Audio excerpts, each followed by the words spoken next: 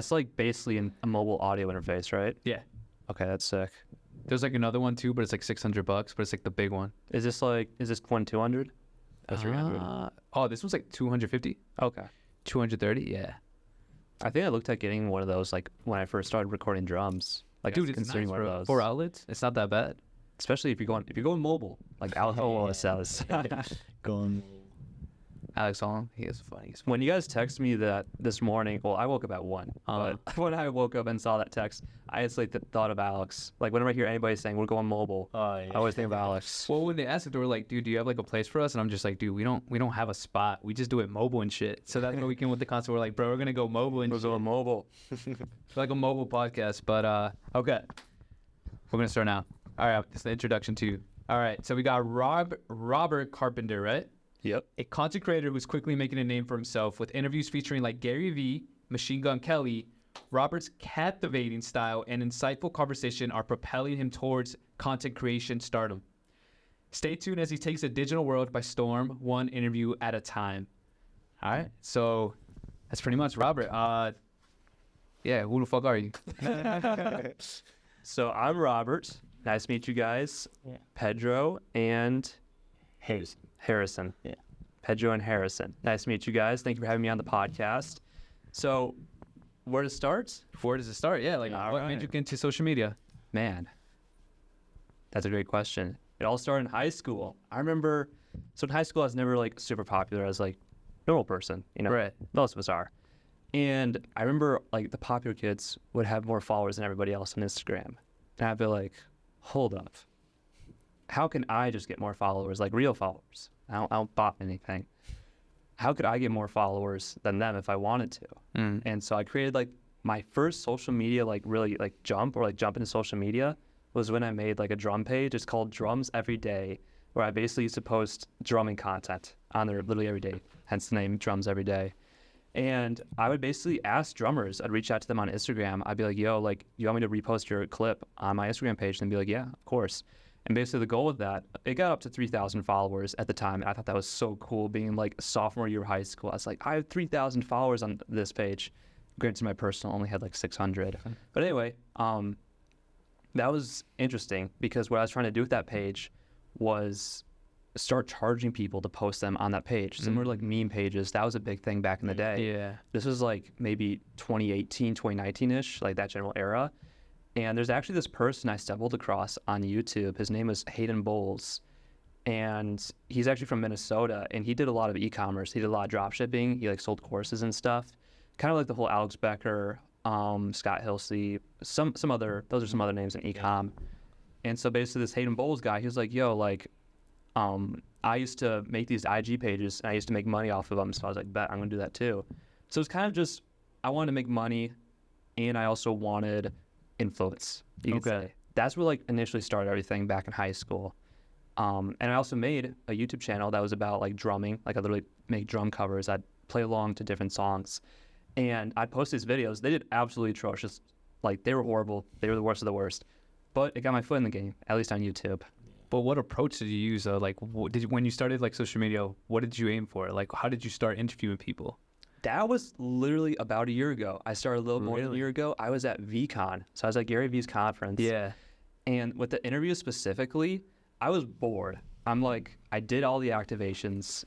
I was really excited. There's going to be like speed meeting people for like business. So it's like speed dating, but for business instead. And I was super excited about that.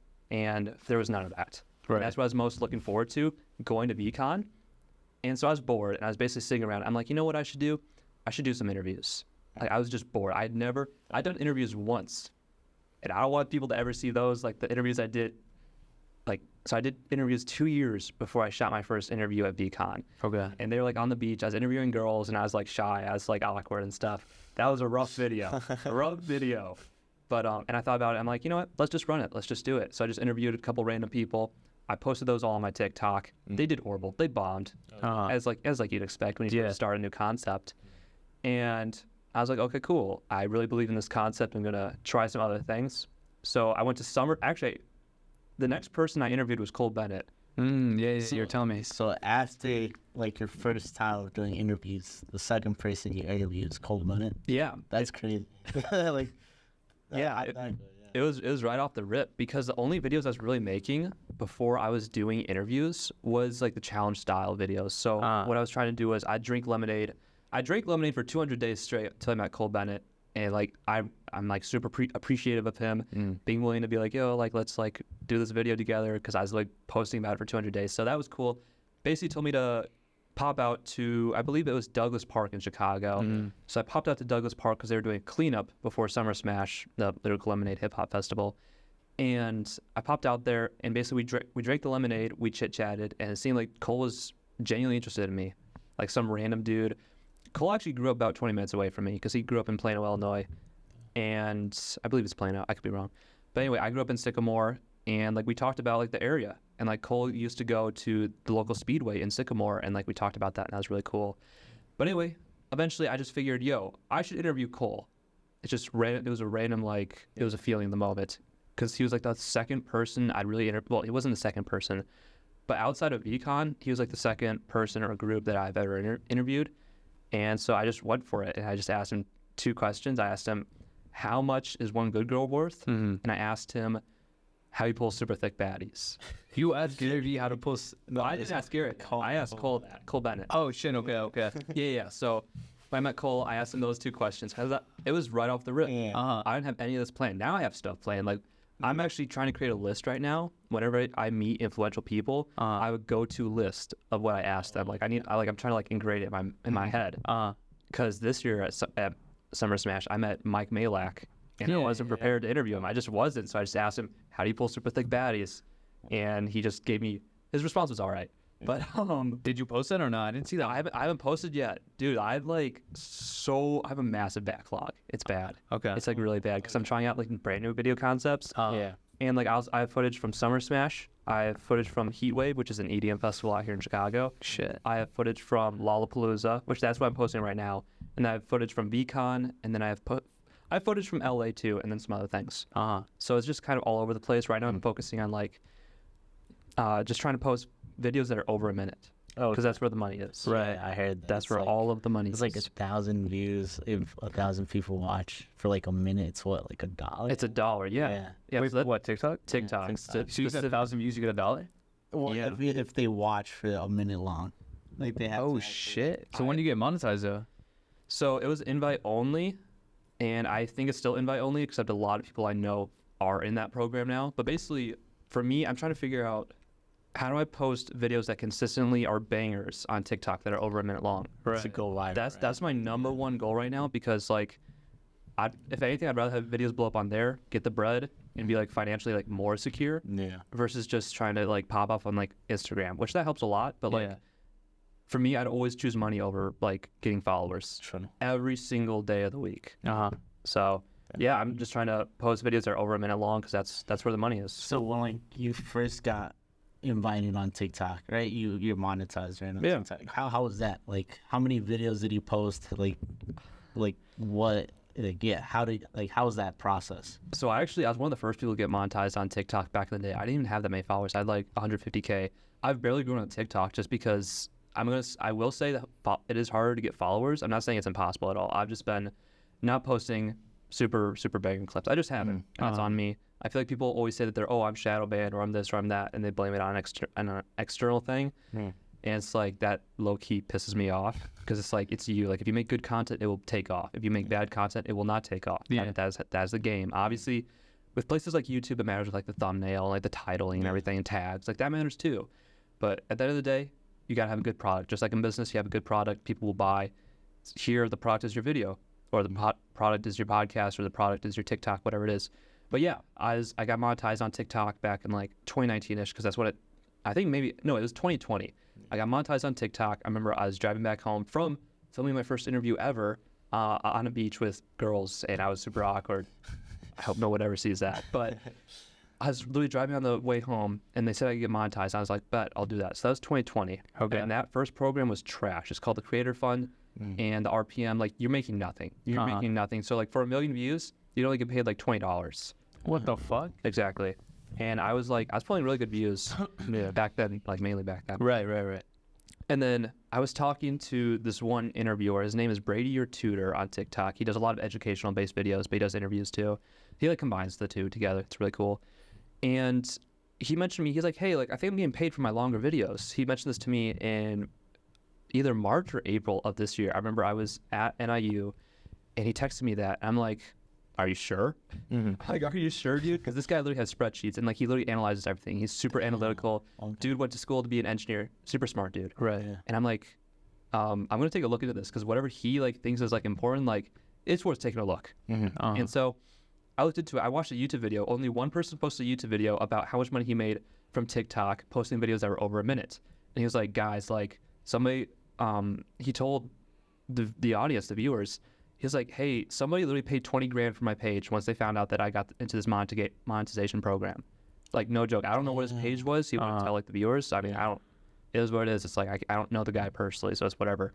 But anyway, I sent that video to our group chat and I'm like, guys, like, apparently people are making lots of money off of minute plus long videos. And so I basically texted Brady. I'm like, yo, like I got some invite for some other program from TikTok. It's called the Creativity Beta Program, I believe, something like that. They all sound the same, if I'm going to be honest. But it was like some variation of the name, and it is specifically a beta. So we don't know how long it's going to last. But anyway, I told him about that, and I joined the program, and I made like $50 in the first day off of some mid video. And I'm like, dude, like this is insane. Because Brady literally posts 6 videos a day, and he consistently gets over 100,000 views per video. So he is. I look to him for a lot of motivation, and also he's killing it. He's killing it, and I took note of that. I'm like, okay, I need to do a similar approach of pumping out consistent bangers. That's what I'm trying to do right now. It's my focus. I have a guy editing my videos that are specifically only a minute long. And if I want to post those on other platforms, I could chop it down easily. Okay, wait. So do you have a cameraman or no cameraman? Literally, I ask random people to hold the phone. Are you serious? So you just go on, you just go to Lollapalooza or Summer Smash and just ask that person, hold the camera? Yeah, it's Dude, like, that's crazy. I'll give them my main phone also, which has like all of my stuff on it. So it's like if they run off, like That's what I'm saying. That's I gotta hard. chase them down. But I could just grab it. Let's go to O Block and Phil. Let's all fall to whole block. No, but Buck. Okay. So for your advice then, like if someone's entering TikTok, we haven't hit TikTok level, right? And like I don't think it's like shadow banning. Like what if someone's starting? Like what do they have to do to actually start like creating those views and stuff like that going viral, right? Because it's 2023 and 2020, right? We were all stuck in a house. Everyone's on their phone, right? There's nothing different, I don't think, right now. Everyone's on their phone every 10 seconds, I think. What's your advice for someone to like actually like blow up on TikTok or get a viral video, right? I think this is gonna be like super controversial, but I don't care. This is what I do. This is what I do for music, and this is what I do for social media. In my opinion, copy what works. Okay. That's the first thing you should do. You should copy whoever's winning in your niche, whatever it is. And people, of course, be like, oh my, like they'd be commenting, oh, you're copying, okay, but I'm actually making content and you aren't. So anyway, I say copy first, copy the winners. Then once you have like momentum, once you're getting views, which if you aren't getting views from copying, keep copying. Just figure out what you're doing wrong. That's like genuinely my take. I never hear anybody saying copy first, then make it your own. But that's what I truly genuinely believe. And I believe that for music too. Like I remember, I went to like jazz camp in high school, and literally so I'm a drummer, and the professors would always have us learn specific drummers' styles. And in my head, I always be thinking like, if we're copying them, like, aren't we just duplicates of them? Like, aren't we like the same as them? And then teachers were like, no, like what you do is you take specific parts that you like from them, and then you make it your own, like make your own like drumming style from like Ringo Starr or like Dave Grohl or like some other Travis Barker or some other drummers. You just combine specific parts that you like from their style, and then you have your own drumming style. So you can take that same concept for content creation. You copy what works. You take inspiration from Mr. Beast, Eric, maybe like Tommy Unald. He initially started the interviews. He really made them pop on TikTok. I give him a lot of credit. Billy on the Street also is hilarious, awesome. Like he's actually a funny comedian, and a lot of his interviews blew up too. And he made a lot of man on the street content. So I'd say just copy what works already, and then make it your own. Okay. And that's also what I see a lot with people like JoJo Sim, Cam Casey. I don't believe they get nearly enough credit for what they do. Nobody talks about them, but they do a lot of, I don't want to say just ASMR stuff, but they do a lot more visually entertaining content. So for example, like JoJo Sim, one thing he did, I actually tried copying this one kid. His name's Evan C. I don't know his last name, but he was on TikTok. He was doing the, okay, how many hangers could support my weight? I've seen that shit. Yeah, I've seen you done that shit too with the paper. Yeah. And everyone was commenting, "You're not him. You're not." Shit got views though. Fuck. Yeah, it got some views, and I'm considering doing more of that. But whatever works for me that's over a minute long, I'm just gonna quadruple down on whatever works. So whether it's those videos, low-key suck to film because I'd just be falling on like something. Yeah, dude. How many takes does it actually take you to do that?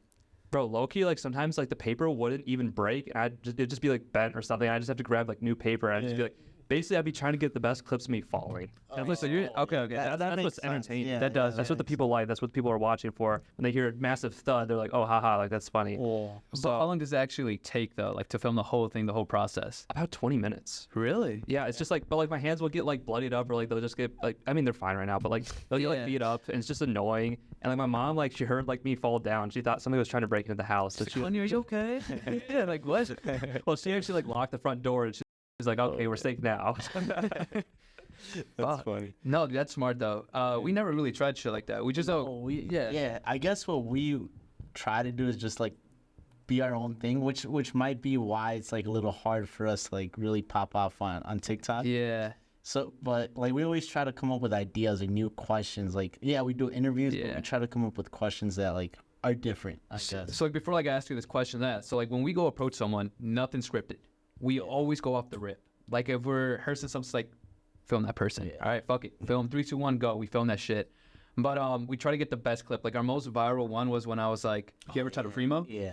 And she was like, what's a primo? I'm like, oh, you put weed and cocaine on top. For some reason, that shit just blew the fuck up overnight and shit. And it was a random lady too, random thing. I didn't even want to film that shit too. It was just randomly too. She was mad too. Like, she was mad as hell, yeah. Those are the best clips. Whenever the interviewee gets like pissed off, like that's the best. See, it's funny outside of camera, but when you're in that moment, bro, it's so awkward, right? Yeah, it's awkward. Like, it's so awkward. I felt awkward just being the cameraman recording. Yeah, bro. I was just like, damn, bro. It's like you're in the middle of the street. 20 people are walking. There's cars passing everywhere in the fucking city. You feel like embarrassed, but when you look at it, when you film, when you edit it, it's funny as shit. And it's just like, holy fuck. No, okay. But I'm gonna ask you this one. What approach do you use when you go to people to interview them? We already know that you use random people to film the shit. So yeah, what's the approach you use? That's a great question, actually. I like these questions already. Yeah. They're great. I don't feel like I'm on like full send and like Gabe's, not Gabe. Steiny. I'll be like Steiny's interviewing me. No offense, Steiny. I love you, but like, you guys are killing it. Yeah. So my approach, like when I interview people, it's usually a group of girls. Recently, I've been switching it up. Girls just flat out get more views. 100%. They flat out get more views because the value that they give. I mean, when you're making content, it's about value. Like, what value are you providing? So either it's entertainment or like education. And for girls, I never thought about this. I think Mr. Beast said this. I could be wrong. Somebody said it, not me. But they said, hey, like the value that an attractive girl brings is the attractiveness. Yep. Like somebody looking at them being like, wow, like she's really pretty, or whatever they want to think. That is the value they're providing. If they provide more value versus me just interviewing a dude, yeah, I'm going to interview the girl. So usually I'll approach a group of girls, and my number one goal, I've never had anybody ever get mad at me during an interview. I've never had that happen. I've seen plenty of situations where like I'm filming with some other interviewers and girls get pissed at them because the questions they're asking and like the way they ask it. But for me, my number one goal when I interview somebody, whether it's guy or girl, it's super easy with a guy, but with the girl, I want them to feel comfortable when I'm interviewing them. And like, I always interview them in groups. I never just interview a girl one-on-one. Partially also because I need one of their friends to hold the camera. Because fuck. I always interview girls in groups because they feel way more comfortable. They feel way more safe. They feel they're going to give better answers. Right. Also, because they're with their girlies. They're going to say what they're going to say. Versus if you, like, I hate interviewing girls when they have a boyfriend. It's the worst because they're not going to give you their honest answers or opinions or thoughts. Yep. Because and the boyfriend's just looking at you at the side, on the side too. Yeah. Just staring you down. Yeah, which like I don't care like if it is what it is, but I usually interview girls in groups. I'll approach them and be like, hey, excuse me, and they'll be like, yeah. And I'll be like, do you want me to interview real quick? And they'll be like, oh, really? I'd love to. Or if they don't, I just move on. I just be like, hey, have a great rest of your day. Yeah. Right. You know, I try to be very polite, very, just thoughtful about like my approach. Where like some guys, I've interviewed with guys that'll just catcall girls. I'm like, dude, don't do that. Okay, so like, so you go alone to the beach and you just scope out what group of girls you're gonna go approach. That's what I did in Miami for a week. You got balls. Yeah, that's shit. crazy. So like, Yeah. I'm guessing you're not a shy person, right? I'm guessing you're out. No fucking way. It's no fucking way. It's weird. It's weird. Like in some situations, I like don't want to. I literally don't want to talk sometimes at all in certain situations. It's usually when somebody I've noticed. It's usually when somebody's like super out there. I don't know. What do you mean? Like an introvert or what? Like super extroverted. Like super like. I don't want to say loud, but like super extroverted. That's the best way I could put it. Like in those situations, I don't want to say anything. Like I'm not interested in talking or like really saying much. But when it's like a more chill, like laid back, just like moment or like atmosphere like this, it's chill. Like we could talk.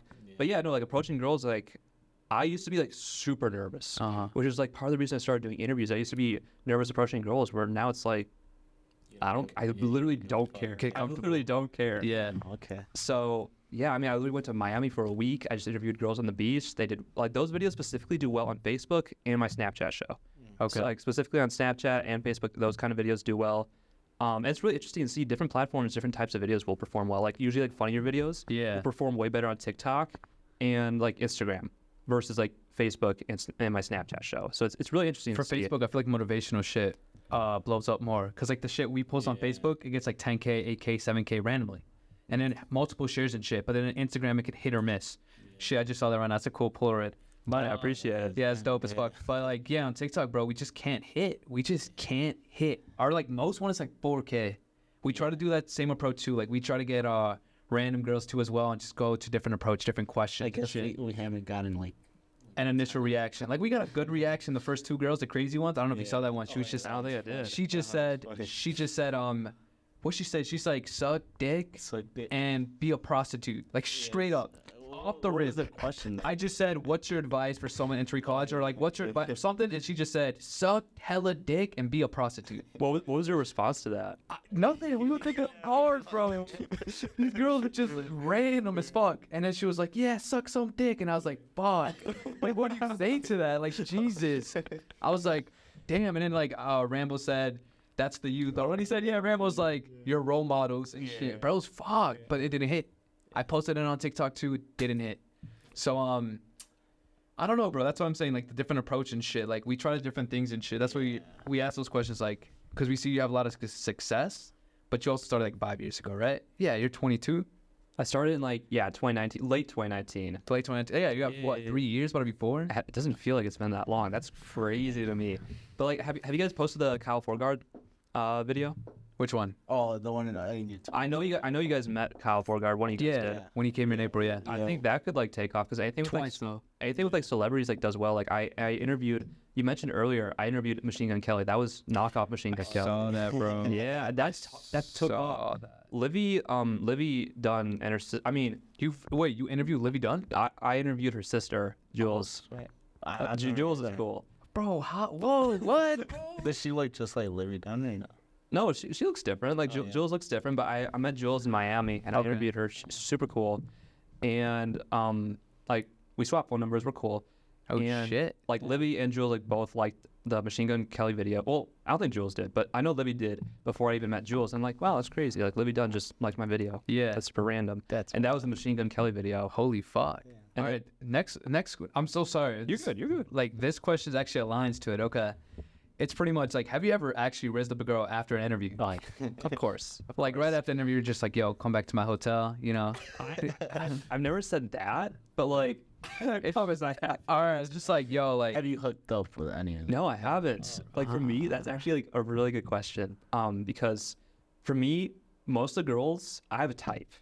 Okay. I have a type. I'm like very, very particular. Just like, I actually made a video where I had a girl in Miami ask me what my type is, what specific traits I look for in a girl. Fuck. And I'm still getting, this video is still blowing up on Instagram. I'm still getting comments, but I'm like, my type is really just blonde, skinny, Christian, and then shorter than me. Like that's my type. I'm pretty guessing basic. Christian, right?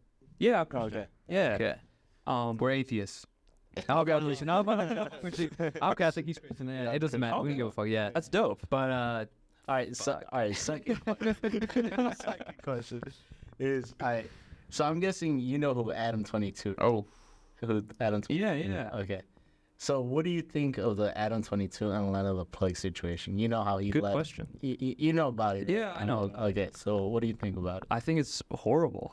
it? I get it from a business. Well, I don't get it from a business sense. Like, for business, like I'm willing. I understand everyone wants to make bread, but there are boundaries.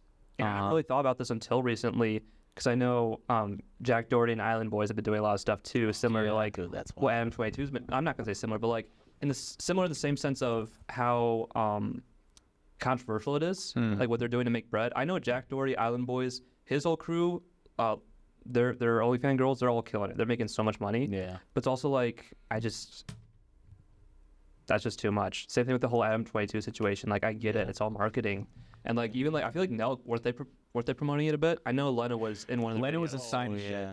Lena, You know, yeah, signing. Yeah, I guess when it was signing. they do it because like right now they're popping. Yeah. And so like mentioning them or having Yeah. them in their videos, it'll definitely do good, right? Like, Yeah. So yeah. Well, they get these people because like it's in the algorithm right now, so it's flowing, right? Yeah. But pretty much what we're trying to ask you is like, all right, scenario. We're gonna ask you a little scenario. Oh boy, You're you're obviously single, right? You're a single guy, right? I'm single. Yeah. Okay. So let's just say you're married, 5 years into it, right? You're All right. in love.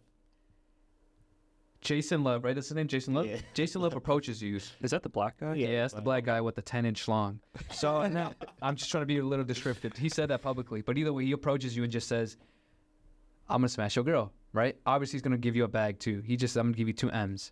Are you gonna take it or not? No, bro. Really? Is there any amount of money that would you would consider? hate these questions. Like, is there or isn't? I mean, like, everyone has a price. I can't do it because like, for me, gosh, I'm gonna hang out with literally my homies tomorrow, and like I'm gonna tell them like about this like one girl I was just talking to that I'm not talking to anymore. So it's like, like for me, like you asked earlier about hitting on girls after interviews. Yeah. You know? And like I'll do it here and there, but it's like it's probably not as often as like people would think or people would assume. Like it's really, for me, I have to catch a vibe. I have to Okay. catch a vibe, and I have to actually like physically be attracted to them. And it's like for me, I'm not attracted to like that many girls I interview.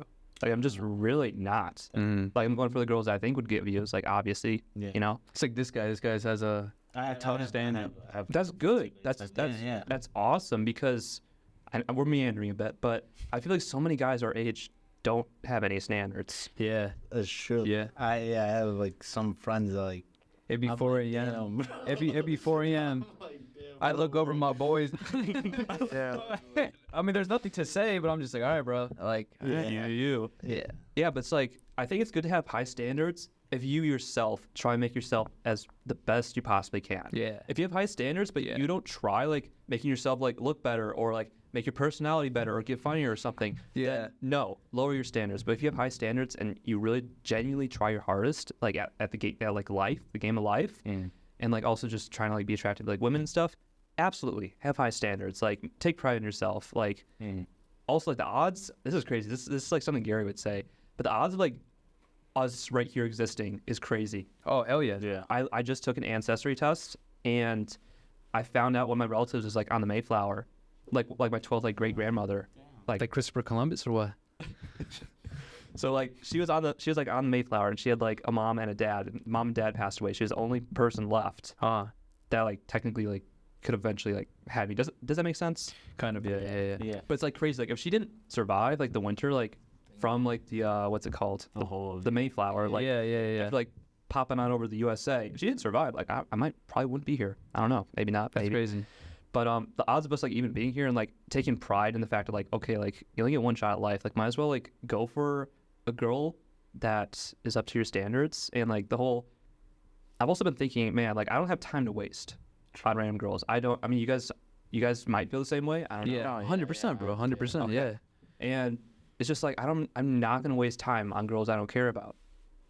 Like I'm just not. I don't want to do that. What was the question you were asking? I mean, what did I ask? No, I just the question I pretty much just asked is like, would you let Jason Love smash like your wife? Yeah. Pretty much. For a certain amount of money. Right. Yeah. No. I feel like everyone's answer is gonna be no. Like, dude, that's your wife, bro. Like, you're gonna sleep. Like, eventually, you're just gonna pick up a fight. Also, I want to ask you this. Like, so since you're Christian, right? Yeah. Do you believe in like all that, like selling your soul and all that? Like do you think that like this could have been a way for them to like have you heard of public shaming, where like an artist or like somebody who wants to make it really big has to go through like a What are you saying? Would you sell your soul to be famous? No, that's not. I was just asking, like, do you believe in that stuff? Like, do you think that like selling out? like how the Island Boys, like, they made that whole video in order for them to reach another level of status. So basically, you get higher up in like wherever they are right now. Like, do you get what I'm saying? Like, and maybe you've never heard of this, but it's like there's like conspiracy theories. Like do dumb stuff to like make it hot. Go Yeah, like how, them kissing. Like how YG dressed up as a girl. I see what you're saying. Like his public shaming in order for him to like step up to the next level and become more famous than he already is. Are you trying to say like he's obligated to do that to be famous? More famous. Yeah. So pretty much it's like, I know what you're saying. I know what approach you're saying. Like, there's conspiracy. It's like Lil Nas like promoting like satanic stuff. Yeah, basically. To like go up like the hierarchy. Pretty much is saying like pretty much it's like there's this conspiracy of these celebrities doing all these Illuminati stuff, dark stuff, just to climb the ladder to go up. You know what I mean? Like they're being blackmailed or like selling their souls or giving up stuff just to climb the hierarchy. You know, does that make sense? Or Yeah. So are you asking me if I believe that? Yeah. And believe in that. oh, I believe it too, 100%. Low-key, I just don't care. Oh, no. Like, it's just like, in my opinion, it's just not my business, and it's like I just don't care. Like if I'm in the situation where it does affect me, I feel like most people are like this. If it does like directly affect you, you're gonna care way more. Yeah. Right now, it just doesn't affect me, and if it does in the future, I'll care. You know. That makes sense. And it's like personally, I'm not interested. If that is the case, I'm not interested in that. But like, yeah, like in this moment in time, like specifically also with like Adam 22, like I just wasn't super tapped in with all that drama with him and like Land the Plug. Really? Like, all like, yeah, like I just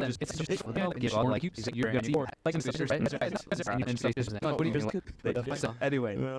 Like I've literally talked to my homies. I've talked to so many guys about this. I've talked with girls about this too, and it's like, I think I'm a virgin, just flat out. For real? Yeah. Are you waiting till marriage? Yeah. Yeah. Okay. Shit. Yeah, and I think sex and like all of that is just so. I mean, it seems really meaningful, especially like for me. Just granted, like I haven't done anything, so Not even oral. no, I haven't. I mean, I had my first kiss last year. When was that? Oh. It's like, I think it was like October. No, it's November. It's November 1st. And I'm guessing it was with the girl. Are you still with that? Talking to that girl? No, she was super toxic, and it was. Yeah, it was toxic as bad. But I'm guessing you, like, in order for you to give her that first kiss, you probably like really wanted something serious with that girl, right? And well, I mean, here's the thing: at NIU, there's not many attractive girls. Oh. I'm gonna say that right off the rip. There are. Really? And she was like actually up to my standards for the most part. I didn't like know her the best at the time, but for me, it's like I have such a particular type. I'm not even gonna say that. Just being at NIU, I do. Like I'm just not attracted to like anybody there. That's just. I've talked about this with a few of my friends, and they're like, "Wow, like that's crazy. It sucks for you, Rob." And I'm like, "Yeah." Do you go by Rob or Robert? I'm sorry. I go by Robert, but like the only time I go by Rob is like if a girl's like trying to be flirty, they'll be like, "Oh, like Rob," and I'm like, "Whatever." Like I don't care, you know. Fuck. But I was gonna ask this question too, but you already answered it like a while ago. I said, has anyone ever spazzed out on you while taking an interview? But you said no, you never had a bad interview, right? I mean, the one that I did like on the beach in 2020, like 2 years before I actually started doing interviews, I asked this one girl, gay son or thought daughter, the typical go-to question. And like she got mad at me. She's like, "Who came up with that question?" And I just pointed at my cameraman. I'm like, "He came up with it, but he did it. I'm the one who did it." Is this a random cameraman too? Or... No, actually, he's my boy Eric. My boy Eric. Yeah. But yeah, that's the only time. But for me, it's like, I don't. It's not my character to make people mad. It's just not me. Like if I'm Balen Levine, no hate towards Balen Levine, but like he gets people like razzled up sometimes or like pretty mad, or like even like Danny Duncan or some other pranksters. Even like funny now. As fuck, yeah. It's just not my nature. It's not me. It's not what I really. Well, you're not gonna go there intentionally to piss them off, right? You're trying to get a clip. Yeah, I'm trying to get a clip whatever they want to say they could say, and it's just that's not who I am. I don't really want to. Like some people will do interviews with the intention. I know people that'll do interviews with the intention of getting people pissed off. Oh, 100%. And they're perfectly fine with it. And that's just that's not me. See, that's the thing I don't understand. Like I love Nelk and shit, but like I look at their past shit about doing pranks, dude. I could never go in public and just like piss someone off to get views. Like I couldn't do that. I couldn't just go into the prank and just be like, "Yo, let's fuck some shit up." I find it like for me personally, I feel like I'd be embarrassed like after. Embarrassed and I'll feel bad. Yeah. You know what I mean? Guilty. I feel guilty. Yeah. I actually shot a prank at Iowa State. I don't know if you guys saw that, but I shot a typewriter prank where I brought a typewriter. I was gonna ask you that too. Yep. Yeah, and that was. I mean, do you want to ask that right now? What your question was? Yeah. I was just gonna say, where was it?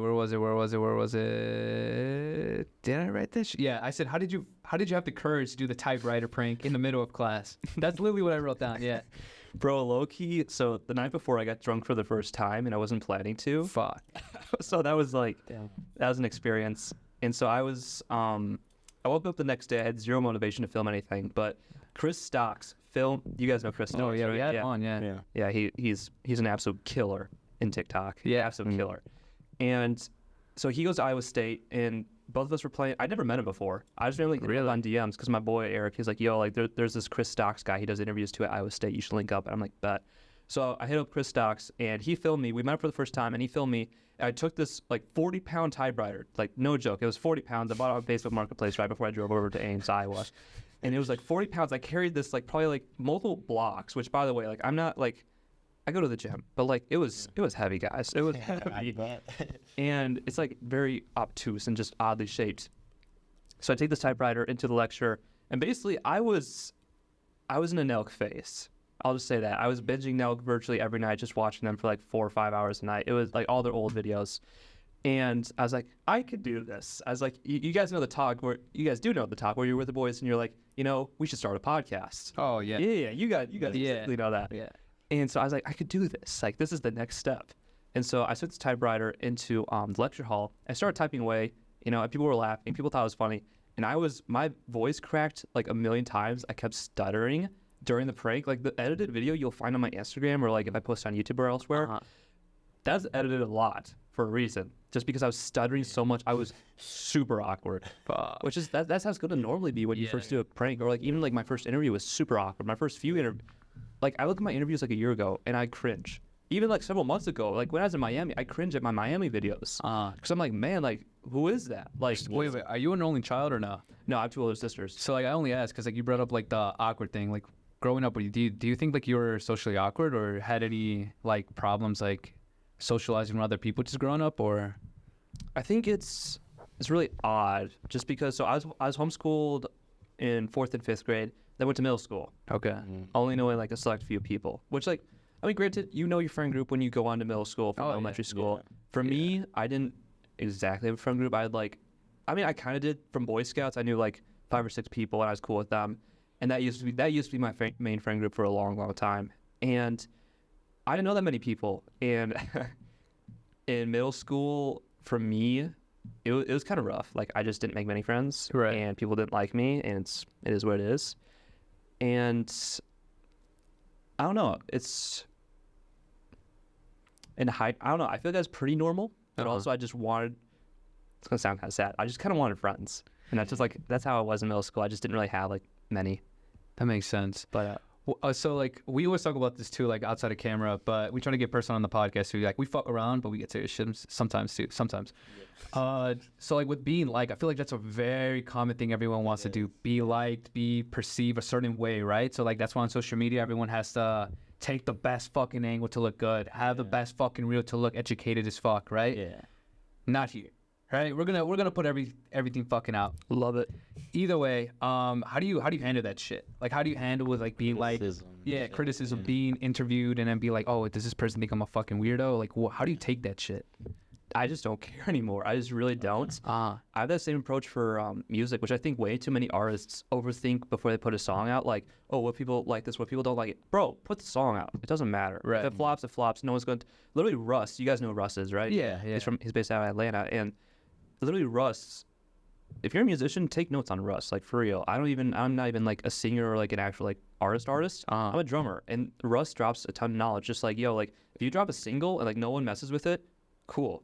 If you drop a single and everyone loves it, cool. Everyone loves it. Like, he has a song, 315, I think it's called, like, Breathe or something. Yeah. It went viral on TikTok, and that was just a random song he dropped, and, like, now it's just popping off. He's getting tons of bread off of that. Right. But,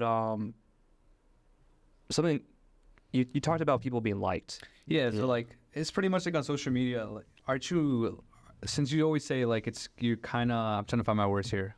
Bear with me. Like, you say it's awkward sometimes when you go talk to people, or you feel awkward in those moments, right? When you first started, how did you feel like with being perceived to be like liked? Like, I know like it's tough sometimes when you meet someone, you're like, do they like me? What do they think of me? Like when you posted your first video, were you like Cringe. Yeah, or were you like, dang, do people like this? Or I thought everyone loved it at first, and I got like 10 views. I thought I was so cool for posting an interview video. Yeah. I remember I posted on my Snapchat, specifically for my beach interview in 2020 that I first posted just for the heck of it, for kicks and giggles. I posted that on my Snapchat. I was like, guys, I interviewed girls at the beach. Everyone should go check this out. I was actually at BioLife. I was donating plasma because I was trying to hustle the plasma. Oh, shit. Okay. Right. Yeah. Good money at BioLife. Don't do that anymore, but lots of bread there. Yeah. I was proud of it, and I was always proud about like posting on social media. And like for me, like I feel like everyone's particular about the photos that they post on their IG, because also like I don't think that many people talk about this. Instagram is the unofficial dating app. Yeah. It is. Someone said that. Some influencer said that. I think it was Gary Vee. It was Gary Vee. Yeah. I'm surprised if Gary said that. I have to look up an IG. He just said Instagram is pretty much like a Tinder. Mm-hmm. Something like, it was either Instagram or another app, I swear. That's like Yeah. It's like for me, all of my stuff is tied into Instagram. In like terms of like, oh, if like a girl, like let's say every girl stalks your profile. I've had girls like look through my Twitter and stuff. I don't know if that's happened to you guys too. Like girls will go through everything. They're maniacs, absolute maniacs. They find shit. They find random shit. They find a lot. You boys know. They find random shit. Yeah. But yeah, I feel like my Instagram, like something I've been thinking about lately. It's like, man, like what if I'm like hitting up a girl, or if I'm talking to a girl and they look through all my stuff, what are they gonna think about me? That is something I do think about now, just because I primarily just interview girls like on the beach or like at Lollapalooza or at Summer Smash, and they're like, like why is this guy just interviewing all girls? Like, does he just ask for every girl's number? You know, they probably have a lot of things going through their heads. I don't know. This was that's not controversial, but literally I got my first hate comment. Not my first hate comment, but like my first hate approach, and I had to find out from some screenshots. Right, I'm not gonna name who. I'm not gonna name who sent it. But I saw some screenshots. Didn't talk to this dude for over 4 or 5 years, right? Apparently I have an ego now, right? In those screenshot messages. But second to that, so keep in mind, we interview and we do this stuff because it's fun and we get to do whatever the fuck we want, right? So Right on. I'm gonna put that out there, right? We get to do whatever the fuck we want. We don't care what anyone says, what to do, what to post. We're gonna do it. But supposedly we don't interview specifically black women. That what I saw on this screenshot, which was bizarre. Yeah. Bizarre. So I was just like, yo, we've done this for a year. Would you guys interview Oprah Winfrey? Hell yeah. There you go. Color. It's like you said, like girls, dude, they're gonna get more views. So we actually just go approach girls because it's gonna get views, right? Yeah. But to say like that, specifically like black women, knowing that we're fucking minorities just to start with, for me, I'm just like, that's fucking bizarre. But that was my first. I don't know why I brought it up, but I was just in my head right now. But this kind of feels like a gossip session. I mess with it is, bro. Like I feel like I'm on BFFs right now. No, I'm telling you, it's just fucking crazy. That's why also too was like, how do you handle like criticism, bro? Like we've never had this shit, but this is like the first time. So this is like a more like personal thing, right, for you guys? Oh, like 100%. Yeah. Okay, so like somebody you actually know. Have you received criticism from your own friends? Yeah. It's like. It's interesting. That's a really, like, there's a lot of layers to that, low key, in terms of I'm outrageously, like, I'm selective with the girls I like. I'm very selective with, like, girls I usually pursue things with, or, like, attempt to pursue things with. And same thing with, like, people that I really talk to. Because, like, for me also, like, it's hard for me to have a filter. It's really hard for me to have a filter, especially, like, when I'm, like, kicking. I mean, all of us, it's like this. When you're kicking it with the boys, like, you're going to talk. 100%. Yeah. And, like, I'm super gassed up because one of my boys that, like, I've been homies with, like, literally forever, going to be hanging out with him tomorrow. Like, we're going to be hanging out all day. Going to be thrifting. Going to be getting some sick pickups. Hell yeah. Talking mad tea about everything that's been going on in life. But, I try to be selective with people that, like, I say certain things to. And it's, like, with social media, you have to really watch out who you say what to. Like, you really got to watch. If you have opinions about somebody, like, just chill. Yeah. Chill. Don't be like, oh, blah, blah, blah. Like, that is bogus, though. In your guys' circumstance where whoever it was like, oh, like, they don't interview, like, black women. That's just, like, come on. Like, they'd interview Oprah Winfrey. Like, You can't even say that if you guys would. And the thing, well, it's just crazy, dude. I don't know. It just got really stuck in my head, and I was pissed off because I was like, dude, he does content, only done it for 2 months, right? He switched up with multiple stuff he wanted to do. This is a gossip kind of thing right now. But either way, like, dude, even as a content creator, like, you can't bash someone else if you haven't been doing it for 6 months to a year consistently, right? That's where I'll take criticism. And I feel like even if you've done that to the point where it's just like to bash another creator is, to me, bizarre, right? Because, like, I wouldn't expect someone to bash you. I expect you to DM me directly and be like, yo, you're killing it, but you can do better here, here, here. It's like, I don't know if you know Fresh Beats Noah or have heard of him. He hangs out with George. Oh, he is, yeah. Yeah. He's tied with George. Yeah, we know him. We hung out with him. We were with him like 2 weeks ago. He randomly, out of the blue, he was coming back from the train station, sent me 6 one-minute voice memos just saying, yo, bro, like, I love your fucking content, yada, yada, but here's what you can do better. Dude, that to me is like great. Yeah. It's like literally you get more respect. And second, you're like, holy shit, like, dude, that's awesome, bro. Like, that's what I feel like direct criticism is, right? Not to be like, especially go behind someone's back and say that shit. So to me, I found that bizarre, and I took that not politely. So I actually reached out to this guy, DM'd him, and it just wrote him one long paragraph, never opened what he said, like told him to off the bat, it's the only time I'm going to tell you. And then we went to his house. Yeah, and we broke his window, tied him up. Yo. Yeah, we didn't do that shit. We have to cut the evidence out. No, but we didn't do that. But I told him that one time. I'm like, dude, like we've hustled this. Like we edited. We've done all-nighters. We've done all this shit. Whatever accusations you're saying to this, it's fucking bizarre to me. So to me, I'm just like, holy shit, like just like relax. But yeah, that's pretty much of the point where it's like, how do you take criticism? If it's like genuine like critiques, I know like. You mentioned Fresh Beats Noah, and like I've just been watching him from afar. I think I might have DM'd him once. I know who he is. I used to be in a group chat with him and George and like some other people back like a year ago, maybe more than that. I don't know. I just knew of him. I never like really spoke to him that much. But what you meant, dope kid. He seemed really chill, and he's been taken off also, which is awesome. Like kudos to him. Oh yeah. And with what you mentioned, what he does, literally, there's this one guy, Jimmy Johnson. He does interviews too. He does more now. He's focusing on. Running a social media agency, not as much like doing like social media himself. So he's trying to do an agency, but like he and I, like he'll hit me up with a video that like his team edited. He'd be like, yo, Rob, like let me know what you think about this. And I'll be like, all right, I like this, I hate this, I hate this, I hate this. Like I'll just be straight up about what I think, thoughts in my head. And he'll do the same thing for my videos. I'll be like, yo, like I'm trying out this new concept. Let me know what you think. And he'll send me like a 3-minute voice memo. He'll be like, yo, like switch this up, switch that up. I like this, I don't like that. I'll be like, all right, cool, thanks. I think it's great with other social media people or like other content creators to always ask about their input, like for genuine critiques. And I love that because that is worth so much. I mean, some people don't have that.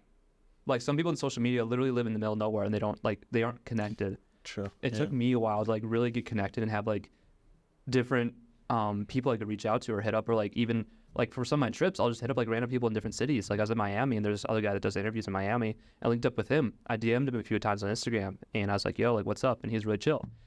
It's like I even went to Colorado with a few like people that do interviews and like we all hung out. We did like mastermind. We all learned from each other. Like you can learn so much from people. But like with critiques where it's in a behind your back kind of way, I wouldn't even say behind your back. I had some random dude DM me on Snapchat. I guess he goes to NIU. I forgot his name. I don't know who he is. But anyway, he goes to NIU and he's like, yo, your videos suck. He just DM'd me on Snapchat. I'm like, yeah. Like, all right. I just love raw and red. So when you have haters, it's like you're doing something right. It's like pretty much what you said, dude. It's just like when it's people that I don't like personally, I'm not personally tight with. I don't care. There's been like one situation when somebody that I was super tight with where like they said a lot of things about me. Like, so I ended a friendship last year and I'm not going to like super nitty gritty details, but I ended a friendship last year. I just didn't feel right being friends, which I feel really douchey saying that, but that's how I felt. And eventually like, we stopped talking and bro was saying a lot of things to some certain people and I was not thrilled about that. So when somebody that I was like super tight with like saying things, it's like obviously that hurts a lot. Well, I wouldn't say hurt, but it's annoying. I'll just say that. It's annoying. But no, for me, usually I just don't care what people say. I just really don't. Unless it's like a genuine critique. Or if somebody's like, Robert, you actually have to like listen to me about this. I'm like, okay, I'll hear you out. Right. But usually I just don't care. Yeah. I like that though. I like that mindset. I mean, as soon as you care, bro, like it affects everything you fucking do. So pretty much it's just like how we started to, we filmed it, we post it.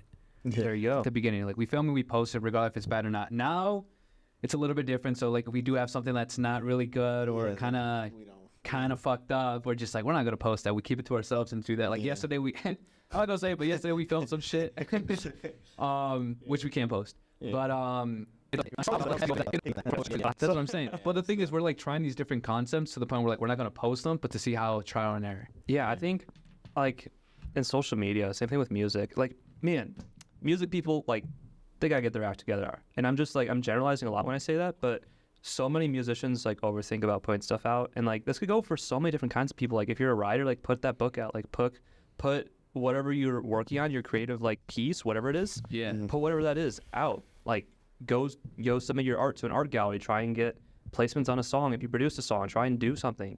And with social media, it's like, if you guys are trying different things, that's awesome. Yeah. Because I'm trying different things, and it takes a lot of like courage to try something new if you already have something working for you. And so for me, like, I'm trying new video formats, and they're dog water, but that's okay because I'm testing, and it's an investment. It's like R&D, research and development. Yeah. And like, you guys trying things, that you're just throwing more darts at the board. You're throwing more darts, seeing what works, see what doesn't work. If anything, it gives you data, and data is money.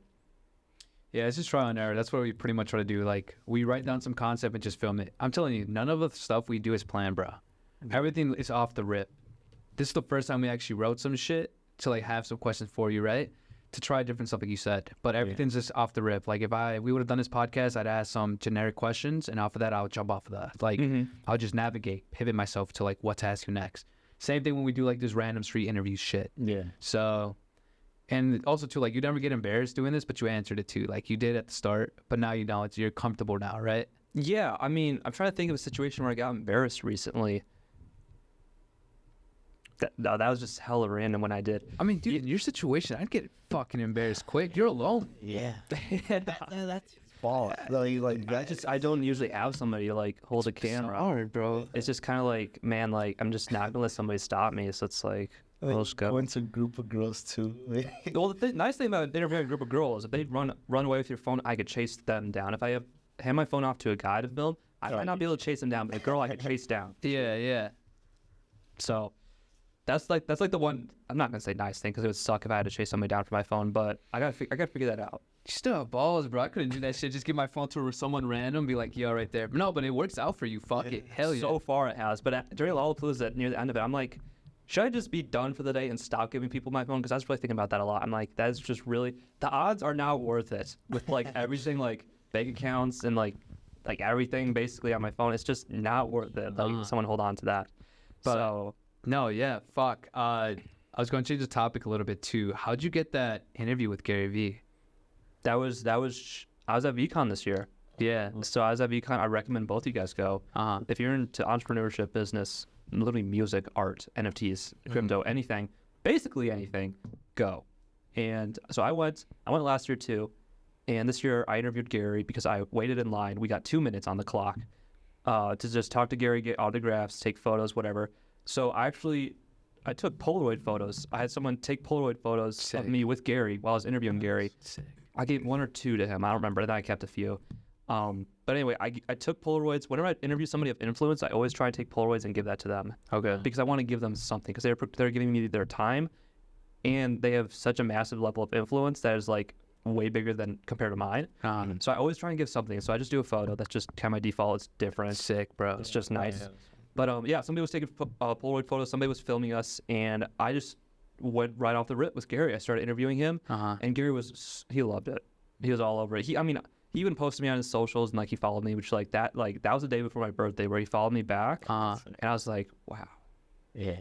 Because literally like sophomore year of high school, like that's when like entrepreneurship, that's when everything basically started. Music, entrepreneurship, like really started Becoming ramping up. popular. Well, yeah, it became popular like across the board. Like everyone was like, "Oh, I want to be Ty Lopez. I want to be Grant Cardone. I want to be Gary." All these people, Yeah. And Gary Vee, like, if 16, 17-year-old me like knew that Gary Vee would be following me back, that'd be crazy. Yeah. I just like, whoa. Like, it's like I'm not even tight with him. He just followed me back because he's like that. Yeah. Fucking kind, bro. I look up to Gary Vee a lot. That's all my quotes right there from him. Gary fucking Vee, dude. I love Gary. I think he gets way too much hate. For me, I don't really. I don't really watch many of his videos. The only videos I watch of his is just where he talks about social media and like how businesses can like profit from social media. Yeah. Because like bro will drop some gold sometimes that I don't even know about. I didn't know him from the. Just fucking do it. Just fucking do it. Yeah. Exactly. But yeah, no, I met him at VCon and I shot that interview right off the rip. I was really nervous. I'm never nervous. Like when I'm interviewing like famous people, it's like honestly kind of pisses me off how everyone gets hyped up. Like I'm not pissed off like for like someone being famous. It's like good, like you deserve your flowers. But I'm just like annoyed in the sense of like this is just guys, this is a person. He believes in shit. It's the same as us. Yeah. It's a person. This is like Gary Vee's fan club at VCon. No hate at all. I love VCon. I'm gonna go again next year. His people are super nice. Like the people at VCon are incredibly nice. But it's like everyone was getting so hyped up and ramped up that like I was waiting in line. I was getting nervous to interview Gary. And I'm like, I never get nervous. So I was like, I don't know if you guys saw the video, but I forgot one of my questions. And Gary is like, keep that in the video. Like, don't edit that out. I'm like, Yeah. all right. So G, I you got commented. it." Yeah, I commented. That was fucking insane, dude. Yeah, it was great. It was great. I didn't expect him to post that. I was thinking in the back of my mind afterwards, I was like, maybe he'll post that, maybe not. If he does, I think that'd be cool. I just would expect it. Yeah. Right. But I also got to interview Trevor Wallace. Trevor Wallace. Yeah. He was wearing that bald cap, right? Yeah. Yeah, so he's like kind of like doing like a take on like Andrew Tate, just like a douchebag, like billionaire, millionaire, whatever. And I interviewed him, and he is quick on his feet. He is hilarious, and like he was like trash talking me when I was just trying to get an interview. And I'm like, okay, I'll just take it, like whatever, it is what it is. But like I was holding my iPod. I record a lot of my interviews like for voice, like on my iPod Touch, and like people will always talk about that. Oh, like a girl will be like, "OMG, like you have an iPod 5." I'm like, "Yeah, let's do the interview." And Trevor Wallace, he was like, "Yo, like I need to take you to the Apple store because this isn't gonna work, buddy." And I'm like, "Okay." I didn't know how to react when I interviewed Trevor Wallace, and I haven't posted that interview yet. I'm still going through the VCon stuff, all those interviews, but it's fun interviewing like people of influence or like celebrities to agree. I think it's just fun, and it depends. You get to find out more about their personality and what they're actually like in person, because like sometimes they're different. 100%. Some people are just dicks, but like one thing like what I was telling about him when we met, no, Steiny's the same exact person. Really? He's Are you shorter. serious? He's shorter. Yeah. He's like, bro, you look 4'11", like 5'1". No Not way. that shit. Oh no, but he was like 5'3". You're like, He passed around Kush Poppy to go to the bathroom, and dude, he walked right by me. Dude, he was like up to my chest. I swear to God. yeah. He was He was short, bro. He was short, but he keeps it real. Like he's literally him. Like that's literally exactly him. Steiny gets way too much hate. Yeah. He's really good. I thought he played a character though, low key. Dude, we saw him like outside the club with like 3 bitches. Yeah, he was like 3 bitches. We got out of Uber. We saw like 3 bitches. He just made eye contact with us. Well, we saw us, but he didn't say anything. And then he made eye contact, and then out of nowhere, like 20 people just rushed toward him. Wow. He was like with full of girls. I was like, But I didn't even know he was like. I didn't know he was Steiny, bro. I'm telling you, he's short. yeah. Like no hate on that, but like it's just like he's literally like the same exact person, bro. Did you guys know that he's like 29? Yeah. I did not literally know. thought he was like 22, 23. That's young. I'm Yeah. like, no shot, bro. Is 29. I always liked him. I always told you, like, I liked him just because of his background with how he grew up and shit, how he hustled. He did an underground poker scheme. Not a scheme. about that. Yeah. I He did an underground thing with, like, poker back in college and shit. Like, he met celebs, I'm pretty sure, yeah. So, What college did he go to? Colorado? Okay. Boulder, yeah. So, no, but he went for, like, to law shit, and then he met Bob Menery around 25, 24. But, yeah, he might seem like a degenerate, like, working with Steve. But hearing his whole story, like, kind of inspired me because, like, he had to hustle and had to be a bitch, an assistant, pretty much, to work his way up. And I hear this in every single pod, like, yeah, he might be a degenerate and drink on the job, but he's a fucking grinder. And even though Andrew Schultz, like, he's so untalented, but he's there for a reason, it's, like, true. Like, you know what I mean? Like, he's funny, he's very social, and he's a hard worker. So, I don't know. I always liked him off the rip. But I guess why I can understand why people hate him, you know? I get it. Like, He's very trollable. oh, yeah, he is. But end of the day, he's getting paid. Right? Bro, I looked at his IG. He has, like, at least 1 million followers. No. I'm like, no way, bro, has 1 million followers. Oh, no. I mean, granted, I don't know how many he bought, but I'm going to assume most. I heard that. I don't know where off the riff he made like 500K overnight. I saw in the Full Send podcast. Oh, They were bashing him. Yeah, they were doing a lot of smack about that. And I'm like, ooh. Yeah, I don't know how many he bought. I'm going to assume he did. I don't know for sure. But no, Steiny, he's killing it. He gets way more hate than he deserves. But Yeah. he's the same in person. 100%. That is so hard for me to believe. Yeah. He just comes off as such a character. Yeah. Kyle too's the same person too, bro. Everyone's the same person. I don't think I mean, it's the same thing like you said. Like when you meet these like famous people, the only time I think I got starstruck is when I met Kyle for the first. When we met Kyle for the first time, it's coming up a year in Champaign. Oh yeah, I saw them. They were going to Champaign. I told sorry, this is super random, but one of my boys, he DJs because he went to Urbana, and I was like, dude, like you need to network with them. And bro just left me on red. And like I told him like to network with like other people. Like literally, do you guys know Glow Up Jake is? Nah. He's part of Lyrical Lemonade. He DJs at Bounce, Chicago a lot. That's like a poppin' club. Okay. But like I told this guy that a lot of celebrities go to Urbana, go down to Champaign. Yeah, John Summit went there. Like he actually went to he went to University of he went to Champaign. Okay. He's like 27, 28. He was out long ago, yeah. Yeah, so I mean a lot of celebrities go out there and there's like if you go to like Urbana, like Champaign, like there's so many opportunities in terms of like especially like social media. If you want to meet people, like where I'm from, nobody goes there. Nobody goes there. Everyone in Edmonton goes to Champaign. Yeah. Everyone. What were you saying about meeting Kyle? Oh yeah, so like we literally went there. It was me, you, Mondo, right? Mm-hmm. 3 of us went there just to go see Nelk specifically. Mm-hmm. We had, dude, in my mind, I knew we were gonna meet him. And we had no connection, no network to get to him. So we went to like every single bar, not even bar. We went to every single store that they were gonna go to and sign signatures and shit. And it was just packed with massive crowds. So we were just looking at their Snapchat to see where the fuck they were. It was Mondo or you. They saw their Snapchat, just literally a plate and a steak. Yeah. That's all the evidence they put, right? That's what Kyle posted, a steak and a plate. Mondo was just like, I know this place. No, it was the photographer. It was Osgod? We like met this like videographer, photographer, and he was like, I'm gonna just take the risk. Oh yeah, the Asian guy, right? The Asian guy. But I feel like Mondo was just like, I know this place. No.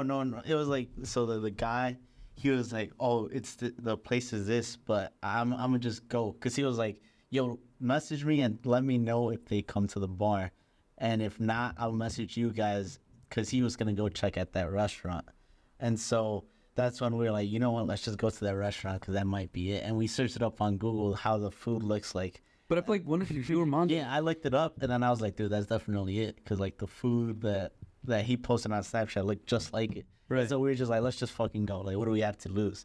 And so we go, and then continue. No. So like either way, like we figured out what restaurant they were, and we were just like, should we just go? We went there. We went around. We were just like, that's a fucking restaurant.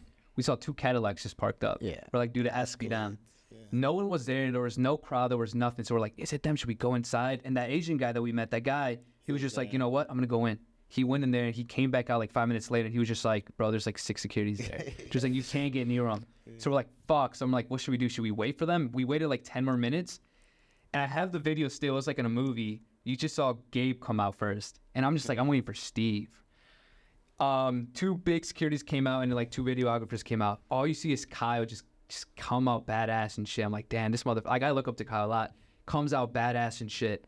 And all I do was like roll down the window. And I'm just like, Kyle, can we get a video? He like looked over and just said, let's do it, boys, or whatever. We came out there, and I remember this too. As soon as I approached him, his security kind of rushed me because I think I was coming too quick, and I just went like, holy shit. Like, yo, I'm sorry, bro. He was small. The security guy was small. His security guy was 6'6", bro. Would kill someone on call.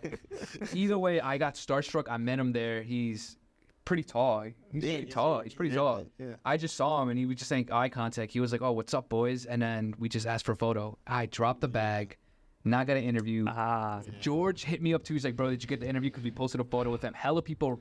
Dude, I was so sad that day because we were there for 5 minutes, and we were in the Noke video too. Yeah, we got in the video. Because Kyle was like, boys, if Gabe invites you to our hotel to get free merch, don't do it. Yeah. And then we were just like, we'll do it. We'll do it. About it. And then Gabe was like, I like the one on the right. He was pointing at me. Oh. But no, but was like funny. We got that we got that thing, and like, bro, like that was the only time I got starstruck. Like, my intent was like, I'm gonna get a video with Kyle. Like, I got a video with Kyle. Never happened, and we left the bar early that day because I was just Mondo got shit faced. Someone got shit faced. Mondo got shit faced, and I just wasn't feeling it. Like, that whole day was destroyed for me. Pissed off. It was like, bro, we were alone, bro. There was no one in the area. It was just me, you, Mondo, and Kyle. That's all it was. Yeah, We had all the freedom to killed that ask. in that video. I'm pretty sure I'm like, yo, can we get like a 5-second video? Let's run it, boys. I'm sure of it. Drop that bag. In my mind, I'm gonna get a video. Like I told him too. I'm like, I'm gonna collab with him one day. And 7 months later, we got the opportunity. Yeah, you guys were at the Death Row Records pop-up, right? Yeah. In Chicago? We were at the GoldCoast, yeah. Yeah, I saw the video where somebody was like, hey, like, you should meet, like, this guy. Yeah, Haney. How was Shout out Haney. He's a Oh, fucking yeah. boy. He hooks us up and shit like that. Yeah, hooks us up and everything. But yeah, he reached out and just said, bro, I saw one of the pods with you and George. And he was just like, dude, you like said it with a passion and stuff, and it's gonna come to fruition. I can't pronounce the word. But yeah, he just said you manifested it. There you go. I mean, this ain't it though. We still got a lot. Oh, we still got a lot. We'll definitely like make like better videos with them and shit. 100%. No, I believe it's straight to the core. Like it's gonna be, we're gonna do more shit like that. But I'm pretty sure it's the same thing with you. It's like manifestation. Oh, absolutely. Yeah. Like when you say it, it's just gonna happen. Yeah, there was that reminds me, this is like a little off topic, but I don't care. So I was talking to this girl and we were just talking about like, oh, like what life's gonna be in the future. I'm not talking to her anymore. Well, we'll see, probably not. Anyway, so I was talking to her and something I just personally can't stand. This is just me. I'd love to hear your guys' thoughts. When somebody is like, oh, like life is just gonna get worse and worse as we get older and older. Cause like I was talking to this girl and she's like, yeah, like every summer it's just gonna be like more like things aren't gonna be as fun and like wild and stuff. She like parties and stuff, which is like. So what? Is she very pessimistic or what? Like very. I wouldn't label her as pessimistic, but when people say things like, oh, life is, or like, oh, next summer and the summer after that isn't gonna be as fun as this summer, no, I don't believe that in the slightest. Or if it's like people think, basically, things aren't gonna be as good in the future as they are now. That just for me, that's like I can't do that. Like just negative, right? yeah, being negative. I keep forgetting your question, bro. Like I feel like I keep going off topic, but You asked. No, you gave us a story. You're just We talking didn't ask about the question, yeah. manifestation. Like, oh yeah, manifestation. Yeah. So, to a degree, I believe in it. In terms of like, okay, like you just gotta grind, and like you guys know exactly what that is. Close in 3 minutes. We can start backing up. Oh yeah, Gotcha. Sure. But Fuck. We talked for over an hour and 8 minutes. Fuck. for yeah. I guess. We're okay. do we So want to wrap it up then? yeah, we're gonna have to. Or they're gonna kick us out, unless we have footage when they kick us out and shit. Either way, all right. This is Robert Carpenter. Thank you for. Do you want to like say something before we? Yeah. Do you have anything to say real quick, or before we wrap up? Man. Where can they follow you up? Where can they follow you? Your socials and then. Oh yeah. So just search up Robert Carpenter on literally any platform. You'll hopefully find me. If you don't, that kind of sucks. Make sure whenever you're referencing me, you tell other people that I'm Sabrina's little brother. Like Sabrina and I want people to think that she's my sister, even though she isn't. So yeah, you can find me literally anywhere, Robert Carpenter. If you don't find me, then figure it out. Okay. Alrighty, boys. You heard it from here. This is one of the guys that's gonna blow up next to search up on TikTok. He's fucking crushing it. We didn't get to talk about like Machine Gun Kelly. I wanted to go in depth with that, but we'll eventually get there one day. But all right, boys. So we heard him. Go like, subscribe, go to his social shit and too like that, and go look at our last podcast. And this is probably gonna come out like a week today. So all right, boys.